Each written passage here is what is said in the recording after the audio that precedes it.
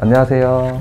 네, 저는 57기 이성규 변리사라고 하고요. 변리사 스쿨에서 2차 상표법 강의한 지 이제 3년 됐습니다. 그래서 강의한 지가 좀 됐고요.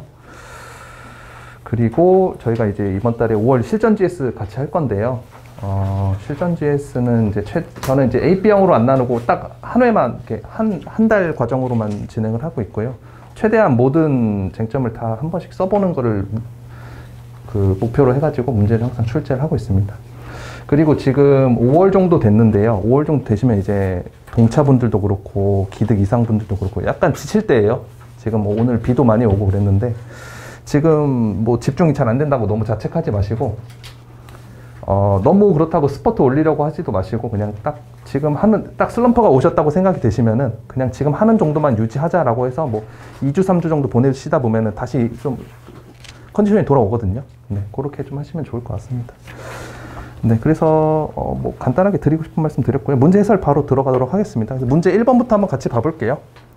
그래서 문제 1번은 이제 서벨로 판례라고 해가지고 1사부젤이랑 34조이랑 13호가 문제가 되는 판례였습니다. 34조이랑 13호 아마 작년 기출 문제 보신 분들도 계시겠지만은 13호의 부정한 목적에 대해서 이렇게 짧게 한 10점 분량 정도로 작게 나온 적이 있었거든요. 근데 그거는 이제 너무 쉽게 너무 전형적인 문제가 나온 거여가지고 요 서벨로 판례 사실관계도 안 나왔고 13호 판례가 지금 중요한 판례들이 너무 많이 쌓여가지고 13호에 대해서는 다시 출제 가능성이 있다. 요 정도 말씀드리겠습니다. 그리고 1사부제리에 관해서도 여기서 이제 동일 증거에 관한 내용에 대해서 언급을 하고 있습니다. 서벨로 판례에서. 제가 오늘 드렸던 자료 보시면 문제 1에 보시면은 거기 이제 제가 정리를 해놨거든요. 제가 자료는 최대한 좀 간단히 드리려고 하는 편이고요. 아마 상표 공부하신 분들이랑 판례집 하나 다들 가지고 계실 거예요. 그래서 이 자료는 이제 이 강사가 문제를 어떤 판례를 기준으로 어떤 내용 기준으로 출제를 했구나라고 가볍게 확인을 하시고 정리를 하시는 거는 가지고 계신 기본서나 판례집을 이용해서 정리를 하시면 됩니다. 이건 이제 확인을 하셨다고 생각되시면 뭐 버리셔도 괜찮습니다. 그래서 여기 보시면은 1사부젤이랑 13호가 메인이 쟁점이 되는 판례였습니다. 상당히 최신 판례고요. 그리고 1사부젤에 관련해서 올해 나온 최신 판례가 하나 더 있습니다. 마스미라고 해서 34조이랑 20호 있는데요. 거기서 이제 1사부젤에 대해서 작게 언급을 하고 있거든요. 그래서 최신 판례가 2개가 있다. 1사부젤이. 그래서 요 서벨로 판례에서는 1사부젤을 좀 크게 말하고 있고 마스미 판례에서는 조금 작게 말하고 있습니다. 근데 어쨌든 2개가 있습니다. 네, 그리고 그 문제는 아마 조만간 쓰시게 될 겁니다. 네, 제가 문제도 출제해놨고요. 그래서 문제 1번 한번 같이 읽어볼게요. 네, 같이 보겠습니다. 문제 1번. 캐나다의 자전거 제조업체인 갑은 자신이 제조한 자전거에 상표, 서벨로 이와 같은 선사용 상표들을 부착을 해서 갑의 상표가 부착된 제품은 96년부터 세계 여러 나라의 자전거 매장, 쇼핑몰에서 고가에 판매되고 있다라고 되어 있습니다. 사실관계에 대해서 쭉 나와 있는데 계속 읽어보면요.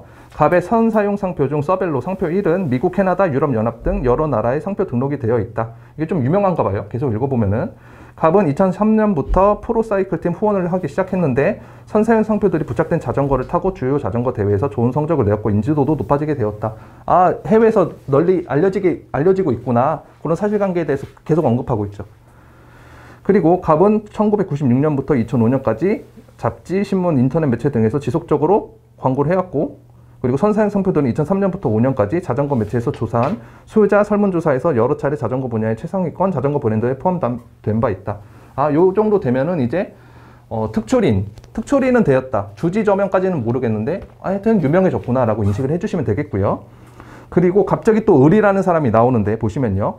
을은 2005년 3월 16일 갑의 허락 없이 서벨로 상표 2, 상표 2를 보시면은 갑이 사용해 오고 있는 서벨로랑 동일하거나 내지는 뭐 극히 유사하다고 볼 수 있겠죠. 그렇죠? 그래서 요 설문 1번 보시면은 제가 34조이랑 13호에 대해서 언급하라고 되어 있는데 34조이랑 13호의 요건을 보시면은 부정한 목적, 특출인, 그리고 상표의 유사가 있잖아요. 그래서 상표의 유사, 요 상표 2랑 상표 1, 선사용 상표들이랑 유사 판단을 판례를 언급하고 사안포섭을 할 거냐 아니면은 간단하게 동일 내지는 극히 유사하다고 언급만 할 거냐라고 고민이 되실 수도 있는데 요거는 이제 동일 내지 극히 유사하다고 생각이 되니까는 판례 쓰고 사안포섭 할 거 없이 그냥 언급만 해주셔도 충분하다고 생각이 됩니다. 물론 판례 써주시고 사안포섭 해주셔도 괜찮습니다. 괜찮은데 간단하게 언급만 하는 게 괜찮겠다. 왜냐하면 선사용 상표들이랑 상표 2랑 굉장히 거의 똑같다고 볼 수 있기 때문이죠. 그렇죠? 굳이 언급할 필요가 없겠다. 그래서 계속 보겠습니다. 상표 2에 대하여 지정상품을 자전거로 해서 상표 등록 출원을 하였다가 갑이 그 출원 사실을 알게 되자 2005년 11월 28일 갑이랑 을이랑 무슨 계약을 맺었는데요. 잘 보시면은 본 상표는 갑의 수탁을 받아 관리하는 것이므로 원고가 요구할 경우 위 상표에 대한 권리를 원고에게 양도하기로 한다라고 되어 있습니다. 보면은 이제 을은 갑의 상표가 널리 알려져 있다는 것을 알고 있었겠죠. 그러니까는 이런 상표 수탁 합의를 했겠죠. 그렇죠? 그래서 을은 갑의 상표가 유명하다는 걸 알고 있었다. 그런 이제 증거가 될 것이고요. 계속해서 읽어보면요. 을이 출원한 상표는 2006년 1월 4일 상표 등록 결정이 이루어졌는데 등록료 미납으로 소멸되었다고 합니다. 등록이 안 됐네요. 그렇죠? 그리고 또 이제 갑자기 병이라는 사람이 나오는데요. 보시면요. 병은 2006년 3월 14일 날 요 상표권이 소멸된 이후죠. 잘 보시면은 소멸된 이후에 14일에 상표 서벨로 요것도 이제 선사용 상표들이랑 동일 내지는 극히 유사하다고 보시면 되겠습니다. 그래서 상표 3을 자전거랑 자전거 수리업을 지정 상품으로 해서 2007년 1월 18일 날 등록을 마쳤다. 요건 이제 등록이 됐네요. 그렇죠? 병의 상표는 등록이 되었고 을의 상표는 합의를 했는데 등록료를 내지 않아서 소멸되었고 그래서 갑은 2012년 3월 29일 병을 상대로 34조 1항 13호를 이유로 병의 등록 상표에 대해서 무효 심판을 청구했습니다. 다시 12년에 13호에 근거하여서 무효 심판을 청구했는데 결과가 어떻게 되었냐면은 선사용 상표의 인지도에 비추어 부정한 목적을 인정할 수 없다는 이유로 심판 청구가 기각되었다. 잘 보시면 위에 사실관계가 유명하다는 사실관계가 막 나와 있는데 이 무효 심판에서 갑이 자기의 상표가 유명하다는 증거 자료를 제대로 제출하지 않았다는 뜻이죠. 그렇죠? 그래서 부정한 목적을 인정할 수 없다는 이유로 기각이 되었습니다. 자, 그 이후 갑은 2015년 3월 17일 병을 상대로 병의 등록 상표에 대한 지정 상품인 자전거 및 자전거 수리업에 대해서 불수용 취소 심판을 청구하였다. 이와 관련하여 다음 설문에 답하시오라고 되어 있습니다. 자, 그래서 사실관계가 을의 상표는 출원했다가 소멸했고 병은 등록받았고 그리고 13호에 대한 무효 심판 청구했는데 기각됐고 불수용 취소 심판을 청구하였다 라고 되어 있습니다. 설문 1번 보시면요. 갑이 제기한 불사용 취소 심판은 통상 사용권자인 이 병의 등록 상표를 사용한 사실이 있다는 이유로 불사용 취소 심판은 기각 심결이 확정되었고 여기 을이랑 병이랑 뭐 사용권 계약을 맺었었나 봐요. 그렇죠? 그래서 기각 심결이 확정되었답니다. 그리고 그 과정에서 원고는 을이 병의 친동생이라는 사실을 알게 되었다. 잘 보시면 아까 제가 뭐라고 말씀드렸냐면요.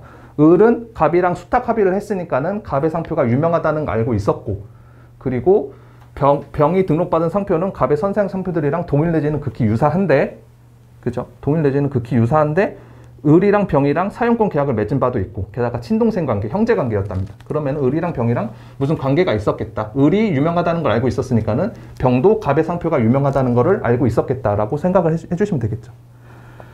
그래서 기각심결이 확정되었고 그 과정에서 친동생이라는 사실을 알게 되었다. 그 이후 갑이 2017년 8월 24일 병의 등록 상표에 대해서 34조 1항 13호를 근거로 무효 심판을 또 청구합니다. 그렇죠? 기각 심결됐고 한 번 더 청구해요. 같은 이유로. 그러면은 여기서 일사부재리가 문제가 되겠구나 라고 생각을 해주시면 되겠고요. 그리고 청구를 했는데 상표 3 출원일 당시에 선사용 상표들이 미국, 캐나다에서 현저하게 인식되었다는 점 및 을과 갑의 관계에 대해서 새로운 증거를 제출하였다고 되어 있습니다. 그러면은 잘 보시면은 앞에서는 인식도에 비추어서 부정한 목적을 인정할 수 없다. 인식도를 인정할 수 없다는 이유로 기각이 되었는데 새로운 증거를 제출했다. 그리고 을이랑 병이랑 무슨 사실 관계가 있으니까는 요거에 대한 증거도 제출했다. 그래서 제출한 증거가 새로운 증거에 해당하는지 일사부재리의 새로운 증거에 대한 쟁점이 여기 나와 있는 겁니다.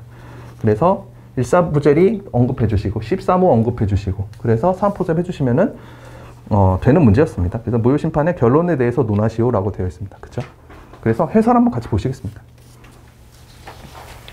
사실관계가 쭉 긴데 아마 요 갑의 상표가 유명하다라는 사실관계가 길게 나와 있어서 그렇지 그것만 빼면은 이제 그렇게 복잡한 사항은 아니었거든요. 그렇죠? 그래서 잘 보시면은 해설 1페이지 문제 1번입니다. 설문 1번 문제의 소재 보시면요. 갑이 2017년 8월 14일 날 제기한 무효 심판이 일사부재리 원칙에 저촉되는지 요거는 이제 2012년에 제기한 무효 심판이랑 동일한 무효 심판이기 때문입니다. 그렇죠? 그리고 병의 등록 상표가 13호의 무효 사유가 인정될 것인지 문제된다. 일사부재리가 아니겠죠. 결론에 비추어서 인지도가 굉장히 유명하다는 게 나와 있었고 을이랑 병이랑 무슨 부정한 목적이 있다. 서로 형제 관계고, 을도 병도 갑의 상표가 유명하다는 거 알고 있었을 테니까. 그렇죠? 그래서 요게 이제 병의 상표가 13호의 모유 사유가 인정될 것인지 언급해 주시면 되겠습니다. 그래서 요거 두 개가 메인 쟁점이다. 그래서 2번 보시면은 상표 등록 무효 심판에 대해서, 그래서 적법한지 여부에 대한 건데, 설문 1번이 이제 무효 심판이 적법한지 논하시오라는 게 아니고 일사무젤이랑 13호가 메인 쟁점이니까 뭐 이해관계가 있는지 없는지는 이렇게 작게 정도 언급해 주시면 되겠습니다. 생략하셔도 됩니다. 배점이 넘친다고 생각되면요. 그래서 같이 읽어보면요. 상표 등록을 무효시킴으로써 종국적으로 분쟁을 해결하는 절차로서 갑은 병과 같이 자전거 관련 업계에 종사하는 자로서 이해관계가 인정되므로 적법하다. 네, 간단하게만 언급해 주시면 됩니다. 생략하셔도 괜찮고요. 그리고 이제 3번으로 넘어갑니다. 병의 상표 3이 34조이랑 13호에 해당하는지. 그래서 양가로 1번 13호 법조문 내용이죠. 이거 적어주시면 되겠습니다. 13호 관련된 내용이니까 법조문 내용 당연히 적어줄 수 있는 거고요. 그리고 양가로 2번 문제에서 갑의 선사용 상표들이 특출인 되었다, 주지상표다, 저명상표다라고 딱 언급하고 있는 게 아니고 뭐 어디 뭐 광고도 했고 유명한 대회도 나갔고 해서 요게 이제 어떤 상표냐라고 언급을 해줄 필요가 있습니다. 그렇죠? 그래서 요 양가로 2번 판례를 적어줄 수 있는 겁니다. 보시면요. 특정인의 상품 표시로 인식되었는지 판단 방법, 인식도를 어떻게 판단할 거냐. 그거 13호에서 그래서 보시면요.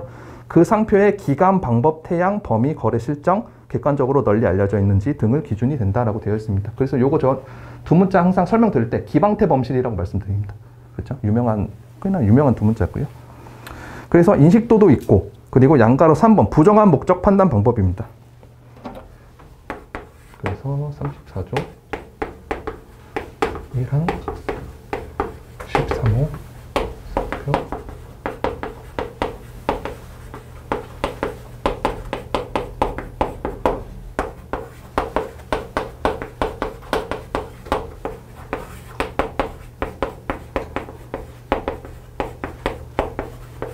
요거 제가 13호 항상 수업할 때마다 항상 말씀드리는 건데요. 요 부정한 목적 판단 방법 보시면요. 한번 같이 읽어볼게요. 1페이지 하단에 있는데요. 부정한 목적이 있는지 여부는 특정인의 상표의 주지 저명, 창작성의 정도, 상표와 출원인의 상표의 동일 유사 정도, 여기 상표의 동일 유사 정도, 그리고 출원인과 특정인 사이의 교섭 유무, 내용, 그 밖에 당사자 간의 관계, 출원인이 상표를 이용한 사업을 구체적으로 준비하였는지, 상품의 동일 유사성 내지는 경제적 결연관계, 유무, 거래 실정 등을 종합적으로 고려한다 라고 되어 있습니다. 그래서 여기 잘 보시면은 상표의 주지저명, 인식도를 부정한 목적을 판단할 때 인식도도 판단을 하고 상표의 동일 유사도 판단을 하거든요. 그래서 13호의 요건 크게 3개 있잖아요. 상표의 동일 유사, 인식도, 부정한 목적 판단하는데 요 부정한 목적을 사안포섭 해주시기 전에 상표의 유사랑 인식도에 대해서 먼저 언급을 해주시고, 그리고 여기 있는 것도 여기 사안포섭에 녹여주시면 됩니다. 그 이유는 판례도 이와 같이 언급을 하고 있기 때문입니다. 그죠? 요거 제가 항상 말씀드린 겁니다. 13호. 13호 부정한 목적 판단할 때 부정한 목적을 먼저 판단하고 그 아래에서 상표 동일 유사 인식도 판단하시면은 사안포섭이 좀 꼬이거든요. 논리 전개 내용이. 그래서 상표의 동일 유사 먼저 해주시고 인식도 언급해주시고 부정한 목적을 판단할 때 상표의 동일 유사하고 인식도 알려져 있으니까는 부정한 목적도 인정된다. 이런 논리 흐름으로 전개돼야 좀 자연스럽습니다. 네, 그리고 여기서 이제 판례를 보시면 제가 양가로 2번이랑 양가로 3번 두 개 적었거든요. 인식도랑 부정한 목적만 적었는데 아까 제가 말씀드렸다시피 표장 3은 선사용 상표들이랑 동일 내지는 극히 유사하다고 판단돼서 따로 판례를 적을 필요가 없겠다고 생각이 되어서 이 상표 동일 유사, 외친간 전개기, 아시죠? 외관 징후 관념, 그 판례를 따로 안 적은 겁니다. 요거는 언급만 해줘도 되겠다라고 생각을 했기 때문이죠. 그쵸? 그래서 요거 두 개만 적었다라고 말씀드립니다. 물론 적으셔도 괜찮습니다. 하지만 너무 크게 적으시면 안 되겠죠? 왜냐하면 대놓고 똑같이 표장이 주어져 있으니까. 네, 그래서 2페이지 상단에서 부정한 목적 판단 어떻게 할 거냐 거기까지 말씀드렸고요. 양가로 4번 사안의 경우 한번 보시겠습니다. 그래서 제가 동그라미 1번, 2번, 3번으로 나누어서 적어놨는데요. 동그라미 1번부터 보시면요.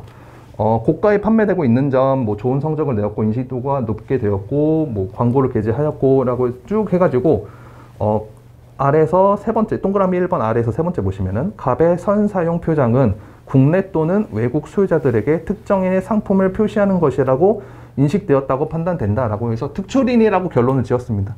물론 주지나 저명으로 내셔도 34조이랑 13호의 결론에는 바뀌는 게 없어서 상관은 없는데 그냥 저명 상표다라고 하면은 조금 어색할 것 같고요. 특출인 내지는 뭐 주지하다고 볼 수 있다. 뭐 요 정도 적으시면 괜찮겠죠. 네. 그래서 인식도에 대한 판례 적고 문제의 사실관계가 쭉 길게 나와 있으니까는 그거 이제 이용해가지고 특출인 되었다라고 결론을 냈습니다. 그게 사안의 경우에 동그라미 1번 사안포섭 내용이었습니다. 자, 보셨죠? 그리고 동그라미 2번입니다. 요게 이제 상표 동일 유사에 대해서 언급을 해주고 있는 겁니다. 이거 대놓고 동일 유사한데 언급해줄 필요가 있냐라고 생각을 하실 수도 있는데 이 문제가 13호에 대해서 결론을 내야 되는 거니까 요건에 대해서 하나하나 언급은 해주는 겁니다. 대놓고 동일하게 줬지만 요거 13호의 요건 중 하나니까 언급은 해줘야겠다. 네, 그런 느낌입니다. 그래서 동그라미 2번 보시면요. 병이 등록받은 상표 3은 갑의 선사용 상표들과 서별로 영문으로 구성된 상표로 동일 내지는 극히 유사하다고 판단된다. 대놓고 똑같이 줬으니까는 간단하게 언급만 해주는 겁니다. 그리고 이제 동그라미 3번입니다. 보시면요. 제가 말씀드렸다시피 동그라미 1번에서 저는 인식도 언급했고 동그라미 2번에서 동일 유사 언급했습니다. 그리고 동그라미 3번 이제 부정한 목적 판단해 주는 겁니다. 그렇죠? 보시면요. 갑의 선사용 표장들은 사실관계를 고려하였을 때 미국 및 캐나다에서 현저하게 인식되었다는 점. 뭐 유명하다는 말이죠. 그리고 갑의 선사용 표장들은 병의 등록상표랑 동일 내지는 극히 유사하다는 점.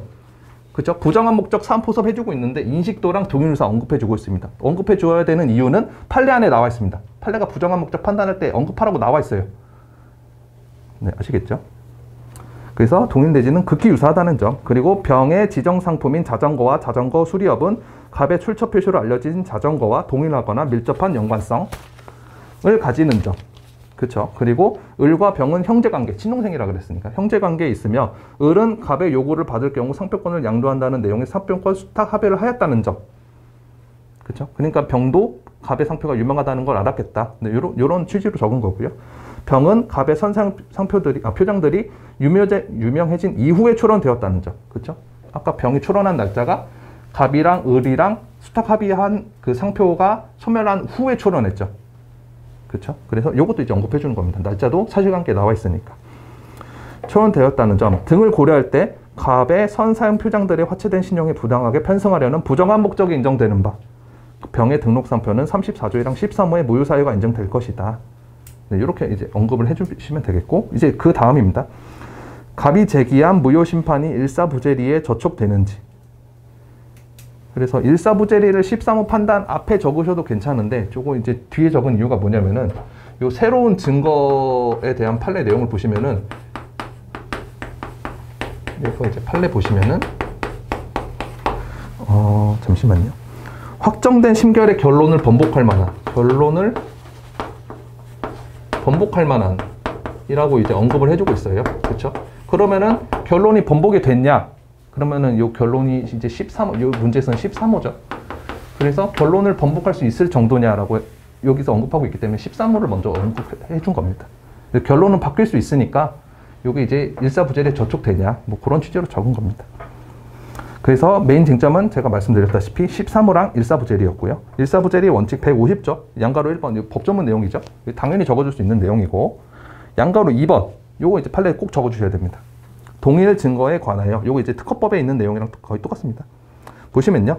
150조에 규정된 같은 증거에는 확정된 심결의 증거와 같은 증거만이 아니라 심결을 번복할 수 있을 정도로 유력하지 않은 증거도 포함된다.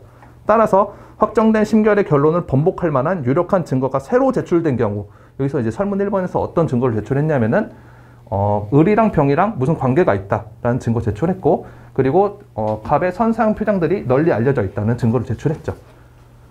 그래서 새로 제출된 경우에는 일사부재리 원칙에 위반된다고 할 수 없다라고 되어 있습니다. 그렇죠? 그러면 양가로 3번. 이제 법조문 적어줬고 판례 적어줬으니까 사안포섭으로 바로 들어갑니다. 양가로 3번 보시면요. 3페이지 하단입니다. 갑은 2012년 3월 29일 병을 상대로 34조이랑 13호를 이유로 병의 등록상표에 대한 무효심판을 청구했으나, 요건 이제 왜 언급해주고 있냐면은 일사부재리가 같은 심판을 똑같이 청구하면은 이제 저촉된다라는 내용인데, 비록 앞에 13호에 대한 무효심판이 청구되었으나, 그렇죠? 일사부재리에 저촉될 여지는 있는데, 선사용 상표의 인지도에 비추어 하였으나, 선사용 상표 인지도에 비추어 을에게 부정한 목적을 인정할 수 없다는 이유로 기각된 사실이 존재한다. 이미 기각이 되었는데, 그러나 여기서부터입니다. 4페이지 상단입니다. 그러나 갑의 선사용 상표들이 병의 상표 3출원 당시에 미국 캐나다에서 현저하게 인식되었으므로 13호의 인식도 요건을 충족하게 된다는 점, 그런 증거 자료를 제출했죠. 설문 1번에서. 그리고 2005년경 갑과 수탁 합의를 했던 을은 상표 3의 출원인인 병과 형제관계에 있으므로 부정한 목적이 인정된다는 점에 대한 새로운 증거를 제출하였고, 이는 2012년 3월 29일 제기되었던 무효심판의 결론을 번복시킬 만한 유력한 증거라고 판단되므로, 결론을 번복할 수 있는지는 그 위에 목차 3번에서 13호에 대한 결론에서 언급을 했었죠. 그래서 결론을 번복시킬 만한 유력한 증거라고 판단되므로 150조에 같은 증거라고 할 수 없다. 그죠? 새로운 증거가 제출되었다. 그러니까 일사부재리에 저촉되지 않는다라고 적은 겁니다. 그래서 5번 설문의 해결 보시면은 인용심계를 내려질 것이다. 일사부재리도 적용이 안 되고 13호의 무효 사유도 존재하니까 인용심계를 될 것이다. 라고 결론 내주시면 되겠습니다. 네, 그래서 여기서 이제 문제가 설문 1번이었고, 설문 1번이었고요. 설문 2번 이제 다음 보시겠습니다. 요거는 뭐였냐면은, 갑이 병의 상표권에 대해서 자전거 및 자전거 수리업에 대해서 불사용 취소 심판을 청구한 상태였습니다. 그쵸? 상태였는데, 이제 설문 2번 보시면은, 문제가 어떻게 나와 있냐면은, 갑은 불사용 취소 심판 계속 중, 병의 등록 상표에 대한 지정 상품 중 자전거에 대해서만 불사용 취소 심판을 또 청구했답니다. 새로 계속 중에 또 청구했대요. 그렇죠? 자전거 수리업에 대해서 불사용 취소 심판 계속 중, 자전거에 대해서 불사용 취소 심판 또 청구했는데, 요게 이제 나중에 제기한 불사용 취소 심판이 적법한지 논하시오라고 되어 있습니다. 그래서 요 똑같은 상표에 대해서 상품 똑같은 게 또 불사용 취소 심판이 청구됐잖아요. 요게 이제 불사용 취소 심판의 이익이 인정될 것인지에 대한 쟁점이 하나 있습니다. 네, 요건 이제 크게 어려운 내용 아니고요. 요것도 이제 해설 같이 보시면요. 4페이지 중단입니다. 설문 2번이라고 되어 있고요. 1번 문제의 소재입니다. 지정 상품을 달리하여 동일한 상표에 대해서 불사용 취소 심판을 청구할 경우 심판 청구의 이익이 인정될 것인지 문제된다. 그렇죠? 병의 상표권에 대해서 똑같이 청구했습니다. 그래서 2번 119조 1항 3호 보시면요. 양가로 1번 의 취지, 법조문 내용 간단하게 적어주시면 되겠습니다. 그리고 지정 상품의 범위, 요건 이제 꼭 적어주셔야 되는데요. 뭐냐면은 병의 상표권이 자전거랑 자전거 수리업을 지정 상품으로 하고 있는데, 설문 2번에서 자전거만을 대상으로 해서 불사용 취소 심판을 청구했으니까 일부 지정 상품에 대해서 불사용 취소 심판을 청구할 수 있는지, 여기 이제 법조문에 나와 있습니다. 보시면요. 불사용 취소 심판을 청구할 경우 등록 상표에 지정 상품이 2 이상 있는 경우에는 일부 지정 상품에 관하여 취소 심판을 청구할 수 있다. 119조 2항입니다. 물론 그렇게 크리티컬한 내용은 아닌데, 요게 이제 법조문의 내용 나와 있다는 거를 우리가 알고 있다. 뭐 요런 취지로 이제 적어주시면 되겠습니다. 그리고 양가로 3번 목차, 요게 이제 메인 쟁점인데, 갑이 나중에 제기한 취소 심판의 이익 인정 여부. 그래서 상품이랑 상표도 중복되는데 요거 이제 취소 심판이 이익이 있냐, 그거에 대한 내용인데요. 판례 보시면요.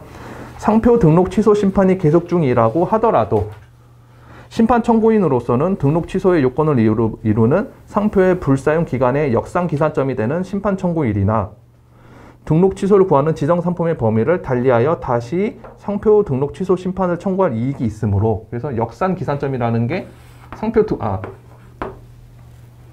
심판 청구일로부터 3년이잖아요. 그래서 심판 청구일이 달라지면은 요 3년 기간 판단하는 기간도 달라진다. 심판 대상이 달라진다. 근데 그런 취지입니다. 그래서 이 경우 공통으로 포함된 일부 지정 상품에 관하여는, 여기서 이제 자전거가 중복되죠. 그래서 상표권자가 중복하여 그 사용 사실에 대한 증명 책임을 부담시키는 것이 된다고 하더라도 상표권자 역시 후에 청구된 등록 심판에서도 지정 상품 중 하나에 대하여 사용을 증명하면은 전체에 관하여 등록의 취소를 면할 수 있는 이상 부적법하다고 할 수 없다라고 되어 있습니다. 대법원 판례고요. 어떤 판례인지는 제가 자료 안에 넣어놨습니다. 한번 확인해 보시면 되겠습니다. 그래서 사내 경우 보시면은 갑이 2015년 3월 17일에 자전거 및 자전거 수리업에 대해서 청구한 불사용 취소 심판 계속 중 자전거를 지정 상품으로 하는 불사용 취소 심판을 병의 상표 3에 대해서 다시 청구한다고 하더라도 불사용의 기간의 역상 기산점이 달라지고, 그렇죠? 판례에서 언급해주고 있는 내용이죠. 역상 기산점이 달라지고 불사용 취소 심판은 일부 상품에 대해서도 청구할 수 있다는 점을 고려할 때 취소 심판의 이익이 인정된다고 할 것이다. 그래서 적법한지 물어봤으니까 적법하다라고 언급을 해주시면 되겠습니다. 네, 그래서 문제 1번 같이 살펴봤습니다. 그래서 서벨러 판례였고요. 요거 이제 작년부터 해가지고 되게 중요한 내용으로 찍히고 있거든요. 특히 일사부재리를 좀 잘 기억해 주시면 좋겠습니다. 그리고 문제 2번으로 가보겠습니다. 문제 2번은 요 이제 조치에 대한 문제인데요. 요새 조치에 대한 문제가 되게 많이 나오더라고요. 문제를 요것도 한번 같이 읽어보겠습니다. 문제 2번 위에서부터 한번 읽어볼게요. 갑과 을은 2018년부터 업무상 동업 계약을 맺고, 무슨 계약을 맺었나봐요. 갑이랑 을이랑. 상표 A를 이용해서, 상표 A가 어떻게 생겼는지 모르겠는데 상표 A를 이용하여 화장품과 의류를 제조 및 판매해오고 있다라고 되어 있습니다. 상품을 두 개 이용하고 있네요. 화장품이랑 의류랑. 구체적으로 갑은 상표 A 사용에 관하여 전체적인 관리 및 감독을 수행하고 주도적으로 제품 판매하였으며, 을은 단순히 갑의 지시 및 감독을 받아 제품을 생산해오고 있었다라고 했습니다. 그럼 갑과 을의 계약 관계에서 갑이 주도적인 위치에 있다는 말이죠. 네, 이건 이제 확인해 주시고, 다음. 그런데 을은 갑 몰래 상표 A와 극히 유사한 상표 A 프라임을 스킨 로션을 지정 상품으로 해서 2020년 1월 4일에 출원하였고 2021년 1월 3일에 등록이 되었답니다. 그렇죠? 보시면은 을의 상표가 등록이 되었대요. A랑 굉장히 유사한 상표 A 프라임에 대해서. 그래서 이를 모른 채 갑은 을과의 동업 계약을 끝내고 상표 A를 권리화하기 위해서 자신의 상표 A를 스킨 로션 티셔츠를 지정 상품으로 해서 2023년 1월 11일에 출원했다고 되어 있습니다. 그렇죠? 그런데 갑의 상표 A 출원에 관하여 특허청 심사관은 갑의 상표 A는 을의 상표 A 프라임과의 관계에 있어서 상표법 34조 1항 7호에 해당함을 근거로 모든 지정 상품에 대해서 거절 이유를 통지를 하였고, 상표의 비유사를 주장하였으나 최종적으로 같은 이유로 모든 상품에 대해서 거절 결정 내려지게 되었다고 되어 있습니다. 잘 보시면은 을의 상표가 먼저 출원되었는데 요건 이제 A 프라임을 상표로 하고 있고 스킨이랑 로션을 상품으로 하고 있습니다. 그 다음 이제 갑이 상표를 출원했는데 갑은 이제 A를 출원을 했고 스킨, 로션, 티셔츠를 상품으로 하고 있습니다. 이게 이제 34조 1항 7호의 거절 이유가 발생을 했고요. 그죠? 최종적으로 거절 결정 내려지게 되었다. 그리고 한편 2023년 4월 5일 날 을은 병에게 자신의 상표권 중 로션에 대한 권리를 분할하여 이전하였다. 그렇죠? 일부 상품에 대해서만 이전을 했대요. 이와 관련하여 심사관의 거절 결정의 타당성 여부를 검토하고 갑의 상표 등록 출원이 등록받기 위해서 취할 수 있는 조치에 대해서 다각적으로 검토하시오라고 되어 있는데, 스킨 로션은 서로 유사하고 요거는 서로 유사하고 티셔츠는 비유사하대요. 그렇죠? 그러면은 여기 34조 1항 7호가 상표가 유사하고 상품도 동유사해야 되는데 여기 비유사한 상품을 포함하고 있죠. 근데 이제 2023년에 새로운 도입된 부분 거절 이유 제도가 있는데, 거절 이유가 존재하는 상품에 대해서만 거절 결정하여야 한다라는 법조문이 나와 있습니다. 개정법 자료가 인쇄가 안 되는데, 제가 내일 개정법 자료 이렇게 표로 정리해 놓은 거 법제처에서 주는 게 있는데요. 그거 이제 같이 뽑아 드리겠습니다. 그래서 부분 거절 제도가 있어서 요거에 대해서만 거절 결정을 했어야 되는데, 티셔츠도 포함해서 모든 지정 상품에 대해서 거절 결정 내렸죠. 사실관계 보시면. 그래서 요게 이제 부적법하다. 그리고 34조 1항 7호에 거절 이유를 극복하기 위해서 어떤 조치를 취할 수 있겠냐. 그래서 뭐 을의 상표권을 소멸시킬 수 있을 거고, 아니면은 요 문제가 되는 상품을 삭제해가지고 뭐 등록받을 수도 있을 거고, 그죠? 요런 이제 조치에 대해서 언급을 해주시면 되겠습니다. 그래서 어떤 조치들이 있는지 해설 한번 같이 보시겠습니다. 그래서 해설 6페이지 상단부터입니다. 문제 2번에 1번 문제 소재 2023년 도입된 부분 거절 제도와 관련해서 거절 이유 통지가 타당한지 검토하고 거절 결정에 대한 조치가 문제된다라고 되어 있습니다. 그래서 2번 거절 결정 타당 여부, 타당한지 논하고 조치에 대해서 논하라고 했으니까는 타당한지 논하고 그 이후에 조치에 대해서 논해주는 겁니다. 그래서 양가로 1번 34조 1항 7호 법조문 내용이니까 적어주시면 되겠고, 부분 거절 제도가 있습니다. 54조. 요게 이제 새로 도입된 내용인데 보시면요. 심사관은 출원이 34조 1항 7호 등에 해당하는 경우에는 거절 결정을 하여야 하나, 지정 상품 중 일부가 거절 이유에 해당하는 경우에는 그 지정 상품에 대해서만, 여기에 대해서만 거절 결정을 하여야 한다라고 되어 있습니다. 54조고요. 그래서 문제 전제 조건에 스킨 로션이랑 티셔츠랑 비유사함을 전제로 한다고 되어 있었잖아요. 그래서 요거랑 비유사한데 요건 이제 등록 가능성이 있는 거 아니냐. 그래서 여기에 대해서만 거절 결정을 했어야 된다라는 게 이제 타당한지에 대해서 그 점을 언급해 주시면 되겠습니다. 그래서 사안의 경우 보시면요. 을의 A 프라임 상표는 2020년 1월 4일에 출원된 등록 상표로 갑의 상표보다 선출원되었으며, 그렇죠? 34조 1항 7호. 요거 이제 언급해 주는 거니까 선출원되었는지, 그리고 상표 유사한지 상품 유사한지 요거 이제 언급해주고 있는 겁니다. 정확히 나오면은 등록 상표. 네, 그래서 7호 요건에 대해서 다 언급해주고 있는 건데요. 그래서 을의 A' 상표는 출원된 등록 상표로 갑의 상표보다 선출원 되었고 상표 A와 유사하나 A'의 지정 상품은 스킨 로션으로 A의 지정 상품인 스킨 로션 티셔츠와 티셔츠 유무의 차이가 존재하며, 그렇죠? 그리고 티셔츠는 스킨 로션과 비유사하다. 전제 조건 간단하게 언급해주고, 따라서 심사관은 갑의 출원 상품 중 스킨 로션에 대하여만 거절 결정을 내렸어야 하나 티셔츠에 대해서도 거절 결정을 내린 바 부당하다라고 결론을 내주시면 되겠고, 이제 부당하니까 이제 어떻게 조치할 거냐, 그게 이제 다음 쟁점입니다. 그래서 아까 제가 간단하게 말씀드렸다시피 을의 상표를 소멸시켜서 지정 상품 전체에 대해서 등록받을 수 있는 조치가 있고요. 그리고 여기 문제되는 상품에 대해서만 삭제를 해가지고 등록받을 수 있는 조치가 있습니다. 그렇게 이제 지정 상품별로 나누어서 한번 판단을 해봤습니다. 그래서 6페이지 3번 목차 보시면은 지정 상품 전체에 대한 등록을 위한 갑의 조치입니다. 그죠? 전체를 등록받기 위해서는 어떻게 해야 되냐? 양가로 1번 판단 시점 보시면요. 요건 이제 간단하게 언급해주고 가는 건데, 34조 1항 7호의 거절 이유는 등록 여부 결정 시 또는 심결시를 기준으로 존부를 판단하므로 을과 병의 선사용 상표를, 여기 을이 상표권을 병에게 넘겼죠. 그렇죠? 지금 그런 상태죠. 그래서 을과 병의 상표권을 소멸시키거나 갑이 상표권을 취득한다면, 소멸시키거나 그 상표권을 취득한다면은 거절 이유 극복이 가능하다라는 내용입니다. 그래서 간단하게 언급해 준 거고, 그래서 양가로 1번. 번호가 잘못 매겨졌네요. 죄송합니다.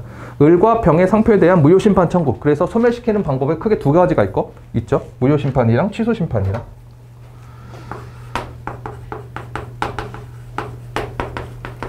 그래서 무슨 무효사유가 있겠느냐라고 생각을 해봤는데, 갑이랑 을이랑 서로 계약 맺은 바가 있었죠. 그런데 을은 갑 몰래 상표를 등록받았으니까 요건 이제 20호의 동업계약 신의성실 원칙에 위반된 상표 출원이다 라고 언급해 주시면 되겠습니다. 양가로 1번 34조 1항 20호인데요. 이제 법 전문 내용 적어주시면 되겠고요. 양가로 2번 사안의 경우 한번 보시면요.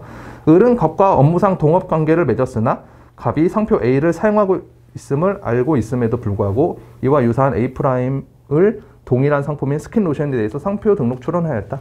본 교정은 출원 시를 기준으로 판단하므로 병의 상표권에도 무효사유가 존재한다. 그렇죠? 을이랑 병이랑 둘 다 소멸시켜야 되니까. 그래서 갑은 34조 1항 20호를 근거로 을과 병의 등록 상표에 대해서 무효심판을 청구하여 거절 이유를 극복할 수 있다.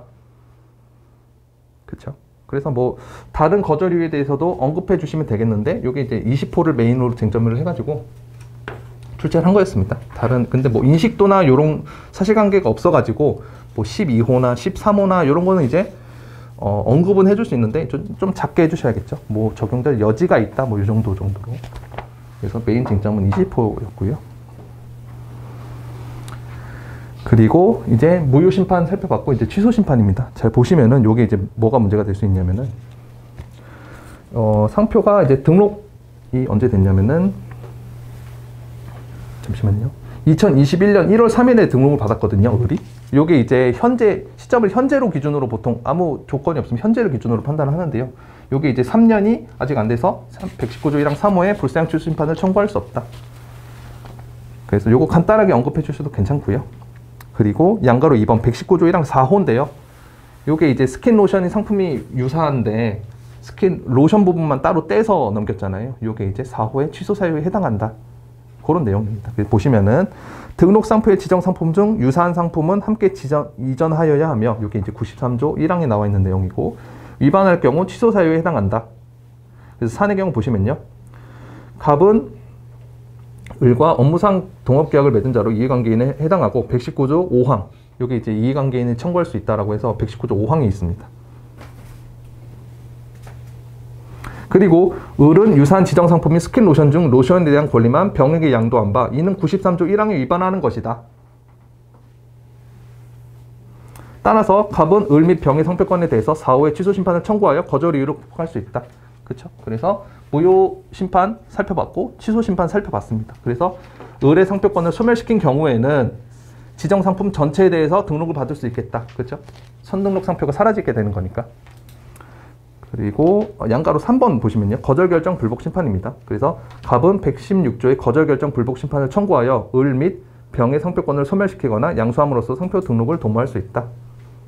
이 경우 적절한 결론을 위해 상표 등록 출원의 심사는 중지될 수 있다. 그래서 이거 소멸시킨 다음에 거절결정 불복심판을 청구하라는 말이죠. 네. 그래서 갑이 어떤 조치를 취할 수 있냐. 그래서 거절결정 불복심판 청구해서 등록을 도모할 수 있다. 네, 그런 내용입니다. 그리고 양가로 4번 을 및 병에게 상표권 양수 제한 및 포기 제한. 이것도 이제 뭐 당연한 내용이죠. 이것도 이제 간단하게 언급해 주시면 되겠습니다. 그래서 을이랑 병의 상표권을 양수하거나 너네 포기해라 라고 하면은 뭐 거절 이유 당연히 극복되겠죠. 네, 그런 내용이었고요. 그리고 목차 4번 보시면요. 지정 상품 중 일부에 대한 상표 등록을 위한 갑의 조치입니다. 그래서 스킨 로션 또 다 등록받을 수 있는 조치가 있는 반면 이제 티셔츠에 대해서만 등록을 받을 수 있다는 거죠. 그게 이제 양가로 1번 일부 지정 상품 삭제 및 재심사 청구입니다. 그래서 요것도 이제 새로 들어온 내용이죠. 55조 2의 1항입니다. 보시면요. 거절 결정을 받은 자는 지정 상품 또는 상표를 보정하여 라고 되어 있습니다. 그렇죠? 요 특허에서도 그런데요. 재심사 청구할 때 요거 청구항, 그러니까 특허에서는 청구항을 보정 안 하면 재심사 청구가 아예 안 되거든요. 여기서도 상표나 상품을 반드시 보정해야 돼요. 근데 상표를 보정하는 건 사실상 굉장히 힘들고 상품을 보정해야 되는데 그러면은 보통 삭제를 하게 되겠죠. 그래가지고 재심사 청구로는 지정 상품 전체에 대해서 등록을 받기 어렵다. 왜냐면은 상표나 상품을 수정해야 되니까. 그래서 일부 지정 상품에 대해서 등록받기 위해서 조치로 여기 재심사 청구가 여기 들어가게 된 겁니다. 원래 고불심에서 상표는 지정 상품 보정할 수 있잖아요. 네, 할 수 있습니다. 네. 새로 들어온 거. 아, 네네. 맞습니다. 그래서 재심사 청구 할 수 있다는 내용이고요. 그래서 사안의 경우 보시면요. 8페이지 넘어가서 9페이지입니다. 갑은 거절 이유가 발생한 스킨 로션에 대해서 상품을 삭제하고 재심사 청구하여 상표의 등록을 도모할 수 있다. 네, 되겠죠? 그리고 분할 초론입니다. 스킨 로션에 대해서 분할 초론하여 별도로 대응하고 티셔츠에 대해서도 등록을 받을 수 있다. 네, 분할 초론을 할 수 있다. 네, 조치에 대해서 언급해 주면 되겠습니다. 그래서 문제 2번 살펴봤습니다.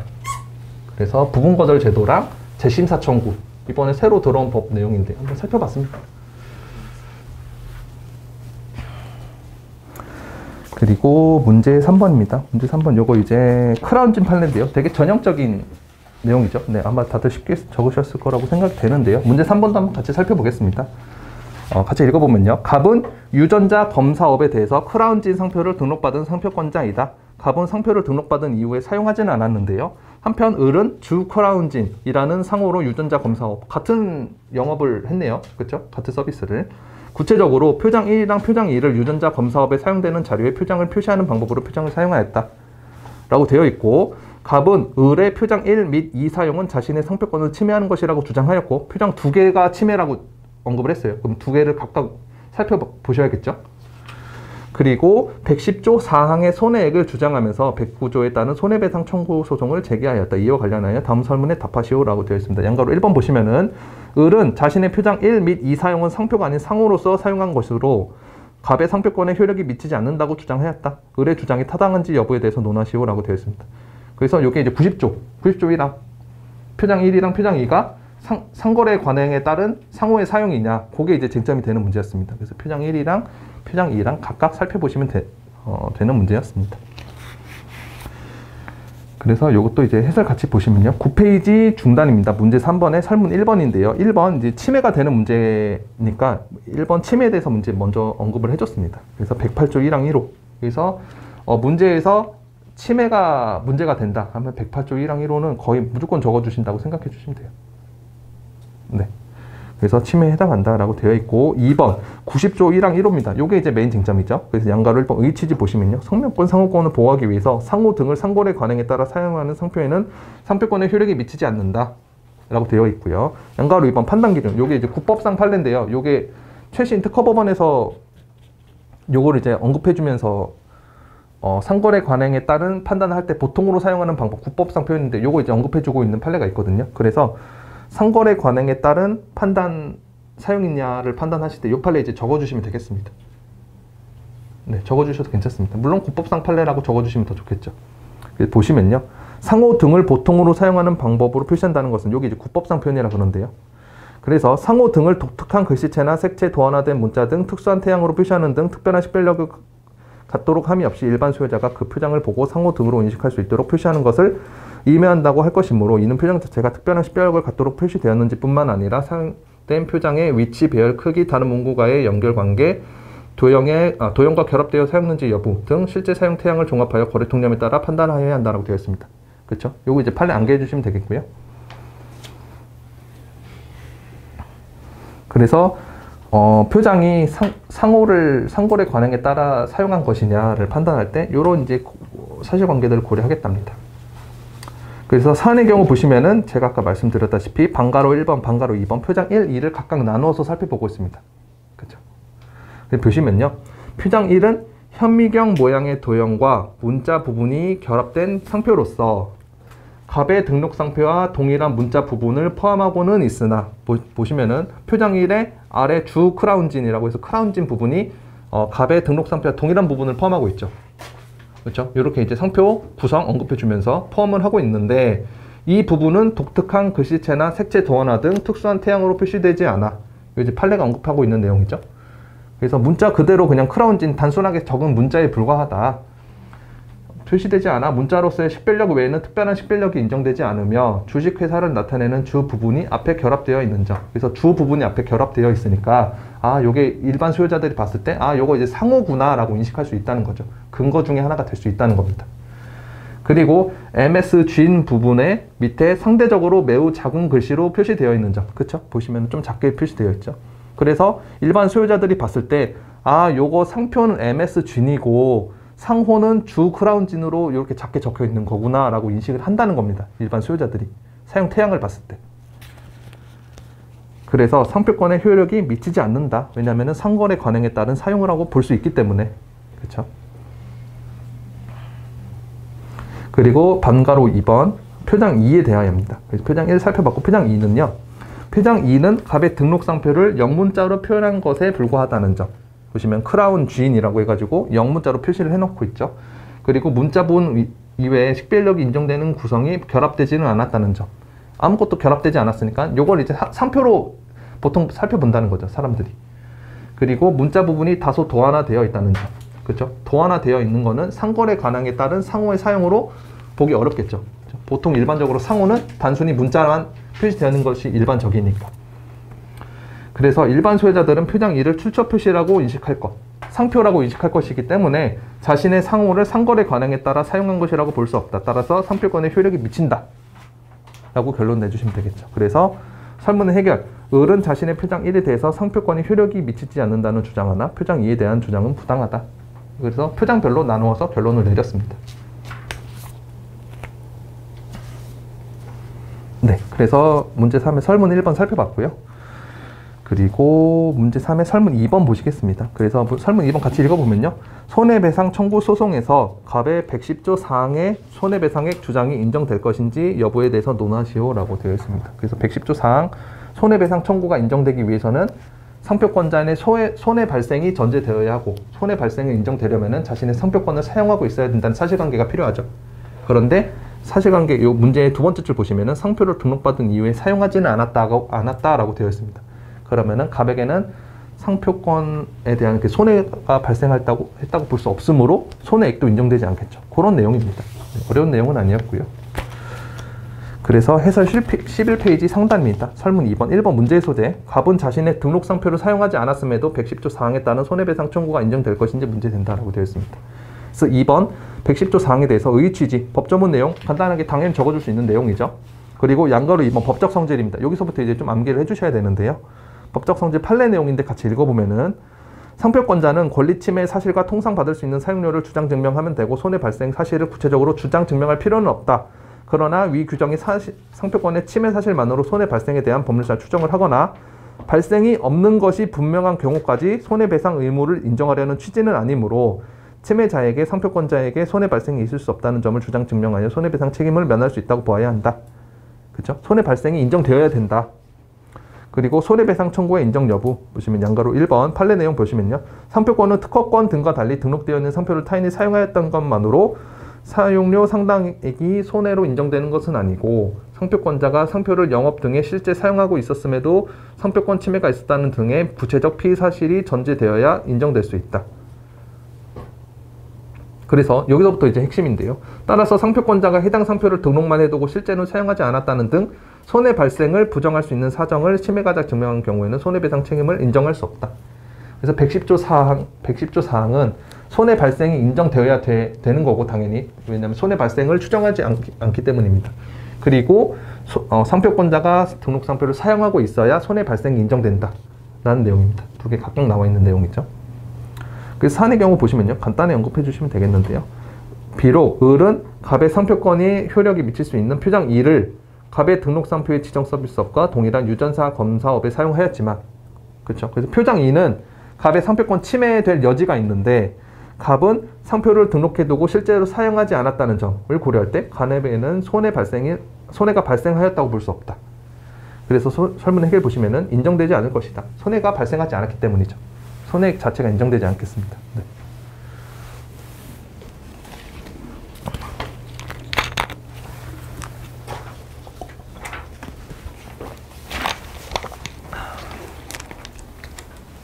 그리고 문제 3의 설문 3번입니다. 갑이 손해배상 청구 소송 중 111조에 의한 법정 손해배상 청구로 변경할 수 있는지 및 해당 청구가 인정될 것인지 여부에 대해서 논하시오 라고 되어 있습니다. 그래서 109조에 대한 손해배상 청구에서 111조로 변경할 수 있는지에 대한 내용이 법조문에 나와 있고요. 그리고 손해배상 청구가 인정될 것인지 관련해서 111조도 상표권자의 손해 발생이 인정되어야 손해배상 청구를 인정할 수 있다라는 판례가 나와 있습니다. 그걸 이제 한번 같이 살펴보겠습니다. 어려운 내용 아니고요. 12페이지 하단에 나와 있습니다. 설문 3번 1번 111조에 의한 법정 손해배상 청구입니다. 111조인데요. 이거 법조문 내용이라 한번 읽어보시면 되겠습니다. 그래서 뭐 동일성이 인정되는 내용에 대해서 손해배상 청구할 수 있다. 그런 내용, 좋은 내용 나와 있고요. 그리고 목차 2번 보시면요. 111조의 손해배상 청구로의 변경 가부에 대한 내용인데 111조 2항에 나와 있습니다. 109조에 따라 손해배상을 청구한 상표권자, 전용사용권자는 법원이 변론을 종결할 때까지 그 청구를 1항에 따른 청구로 변경할 수 있다. 그렇죠? 109조에서 111조로 변경할 수 있다는 내용이 111조 2항에 나와 있고 3번 목차입니다. 111조의 손해배상 청구 인정 여부 판례 내용인데요. 한번 같이 읽어보면요. 111조는 위조 상표의 사용 등으로 인한 상표권 침해가 있을 경우 손해액의 증명이 곤란하다고 하더라도 일정 한도의 법정 금액을 배상받을 수 있도록 함으로써 피해자가 쉽게 권리구제를 받을 수 있도록 하는 예외 규정이므로 적용 요건은 법문에 규정된 대로 엄격하게 해석하여야 한다. 따라서 상표권자가 이 규정에 의한 손해배상을 청구하려면은 해당 등록 상표를 상표권자가 실제 사용하고 있었어야 하고, 그렇죠? 111조에서도 상표권자가 등록 상표를 사용하고 있어야 손해 발생을 인정할 수 있다. 그래서 111조의 손해배상 청구를 인정할 수 있을 것이다 라고 판례가 언급을 해주고 있습니다. 그렇죠? 앞에 읽었던 판례 내용은 110조 사항이었고 여기서는 111조였습니다. 각각 구분해서 기억을 해주셔야 돼요. 그래서 사용하고 있었어야 하고 침해자가 사용한 상표가 상표권자의 등록 상표와 같거나 동일성이 있어야 하며 동일성을 요건을 갖추지 못한 경우에는 통상의 방법으로 손해배상 청구해라 라는 내용이 판례에 쭉 나와 있습니다. 그죠? 좋은 말 나와 있죠.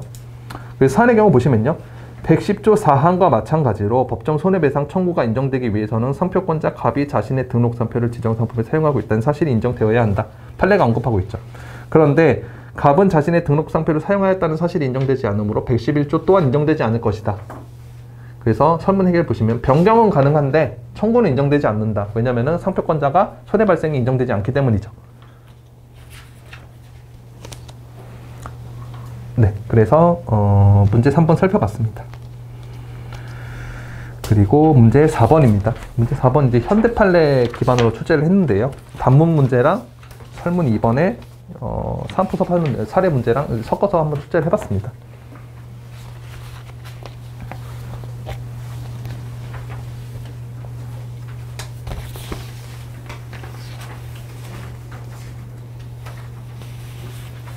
네, 그래서 한번 같이 읽어볼게요. 문제 4번. 신한은 2010년부터 2014년까지 대규모로 계열 분리가 이루어지기 전에는 국내의 대표적인 기업 그룹이었던 구신화그룹 및 그 계열사들이 상표를 사용해온 저명한 상표였다. 갑은 2012년 5월경 상호를 신화이미지 퀘스트 주식회사로 하여 구신화그룹의 계열사이던 신화전자산업 주식회사의 자회사로 설립되었는데 2013년 3월경 이미지 퀘스트 주식회사로 상호를 변경하였고 2013년 7월경 구신화그룹으로부터 계열 분리되었고 그래서 여기 신화라는 그룹이 있었고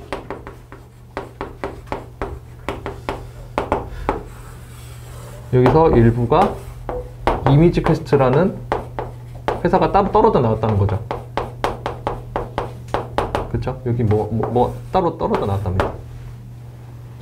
이와 함께 컴퓨터 주변 기기를 지정 상품으로 하고 신화와 같이 구성된 등록 상표를 분할 이전 받았다 라고 되어 있고 갑은 2015년 10월경 자신의 등록 상표에 대해서 지정 상품 추가 등록 출원 추가 지정 상품 광디스크 하였고 이 당시에는 구신화그룹의 주요 계열사이던 신화중공업, 중공업, 자동차, 백화점 등 자신의 계열사와 함께 중공업, 자동차 그룹, 백화점 그룹 등 개별 그룹들을 형성하고 있었고 개별 그룹들은 이른바 범신화그룹을 형성하고 있었답니다. 그리고 이별 개별 그룹은 자산 규모가 상당한 정도에 이르러 국내 기업 순위의 상당한 상위권에 들고 각 사업 분야를 장기간 선도해온 대기업들을 중심으로 다수의 계열사를 보유하면서 각자 상표로 신화를 계속 사용해오고 있다. 이 신화 그룹들이 신화라는 상표를 계속 사용해오고 있대요. 그리고 요 이미지 퀘스트라는 회사가 광디스크라는 지정 상품에 대해서 지정 상품 추가 등록 출원했죠.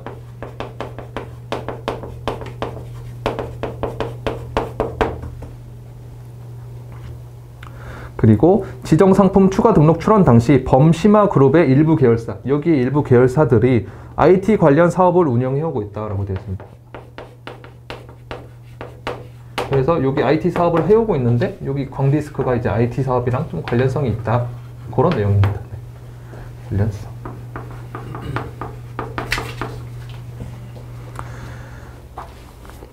그리고 갑은 지정 상품 추가 등록 당시 범신화그룹을 이루는 개별 그룹들과 경제적, 조직적으로 아무런 관계도 맺고 있지 않다.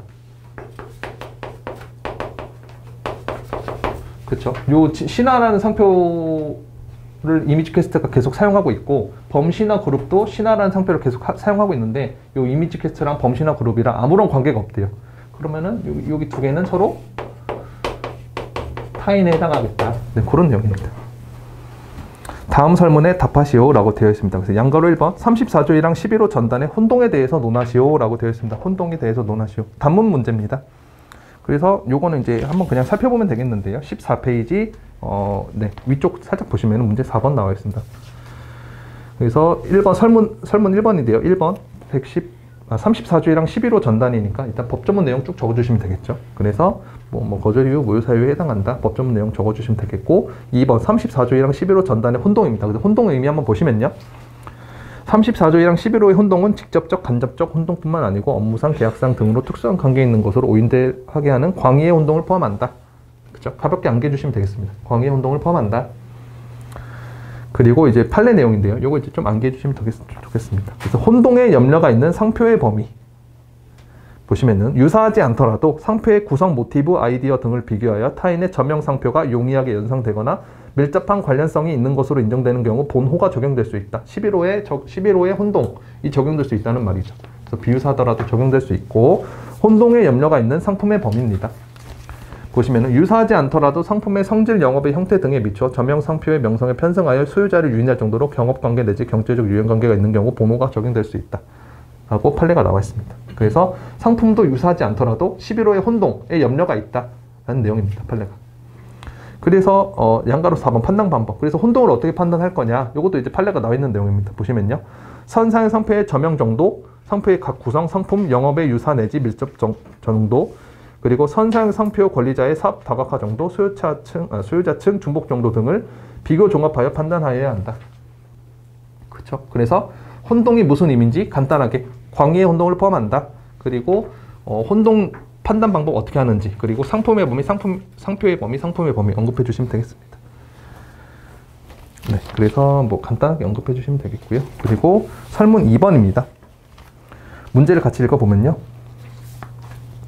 신화중공업 주식회사는 갑의 지정 상품 추가 등록이 34조 1항 11호 전단에 해당한다는 점을 근거로 무효심판을 청구하였다.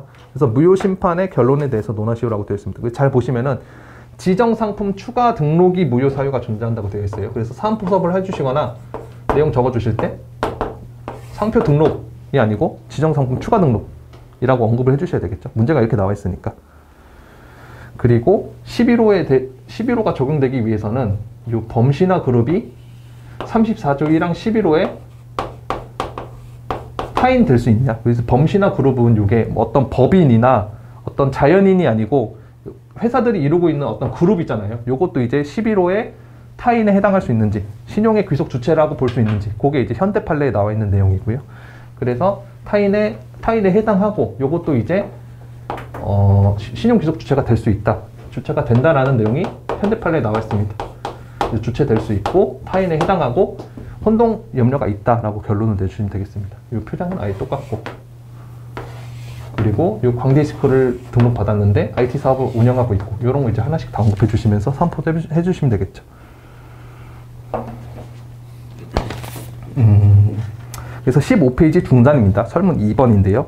1번 상표 등록 무효 심판입니다. 117조 내용이고요. 이것도 이제 어떻게 적었냐면 제가 이해관계인은 무효 사유가 존재하는 지정상품 추가 등록에 대해서 무효 심판을 청구할 수 있다라고 적었습니다. 그렇죠? 여기서 이제 지정상품 추가 등록이라고 되어 있으니까.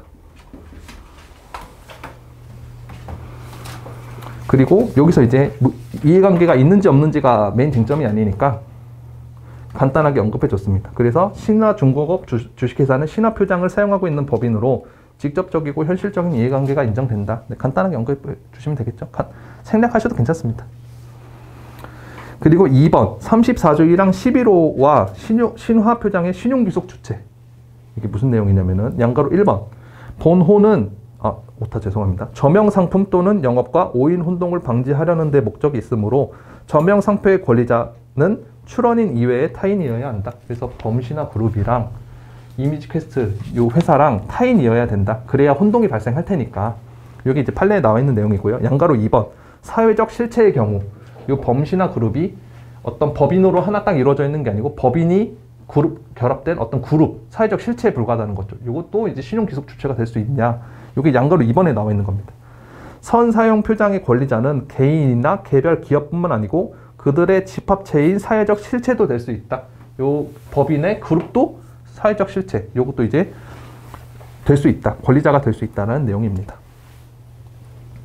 그리고 양가로 3번 신용귀속의 주체, 경제적 조직, 이 판례 내용인데요. 경제적, 조직적으로 밀접한 관계가 있는 계열사들로 이루어진 기업 그룹이 분리된 경우, 여기서 이미지퀘스트라는 회사가 범신화 그룹에서 분리가 되었죠.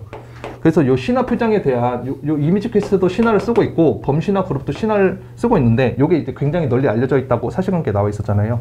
그래서 요 신화라는 상표가 범신화 그룹한테 신용 귀속되어야 되냐 아니면은 이미지퀘스트한테 신용 귀속되어야 되냐 그거를 이제 어떻게 판단하냐면은 여기 나와 있습니다. 보시면은 16페이지 상단인데요.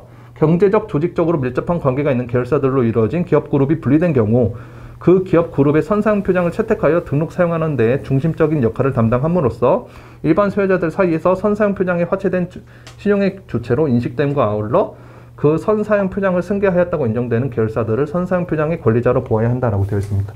잘 보시면은 여기서 요 범신화 그룹에 중공업 그룹, 자동차 그룹, 백화점 그룹이 개별 그룹 이용하고 있고 뭐 자산 규모가 상당한 정도에 이르렀고 막 이런 사실관계가 쭉 나와 있잖아요. 그리고 여기는 회사, 그 중에서 회사 하나만 딸랑 나온 거고 그럼 당연히 이쪽이 좀 더 규모도 크고 많은 회사가 사용하고 있을 테니까 요거를 이제 신화 표장의 신용의 권리자로 보아야 된다. 네, 그런 내용입니다.